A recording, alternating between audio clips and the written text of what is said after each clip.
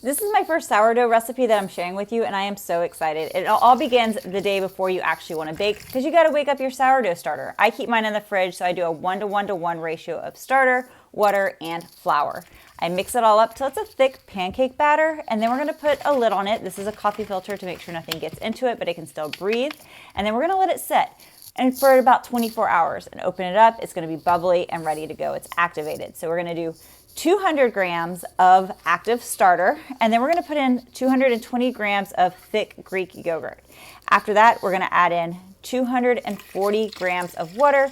Most people say filtered. My tap water does just fine. And then we're going to add 15 grams of honey. Once all that's in, we're going to mix it together to get all those big lumps out. And then we're going to add in our flour, which is going to be 640 grams of bread flour. From there, we're going to salt it up with 15 grams of salt. And then you want to make sure that you're mixing it up. This is going to be a drier batter than a general sourdough loaf. So if you find like it's very dry, add in about 1 to 3 tablespoons of water until it's moist but not wet. From there, we're going to cover it up after we've kneaded it for about 5 minutes, and then we're going to let it sit. We're going to let it marinate 5 to 8 hours so it's about doubled in size. Take it out, plop it down on a well-floured counter, not too much flour, just a little bit so it doesn't stick to your countertops or to your hands. And then we're going to knead it just for about 1 to 2 minutes, just to kind of bring it all together.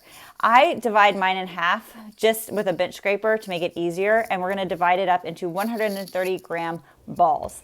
After that, we're going to roll those balls on the counter, stick our thumbs in the middle, and that's how you get your bagel shape. And we're going to do this about 8 to 9 times. That's about how many bagels you'll get out of this big old batch.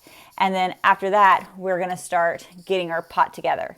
But this is just to show that demonstration one more time of rolling it up on the countertop. Then we're going to get a big old pot of water with 1 to 2 tablespoons of honey, bring it to a boil or a good simmer, and then we're going to add in each bagel in there, and you're just going to let it sit on each side for about 30 to 45 seconds.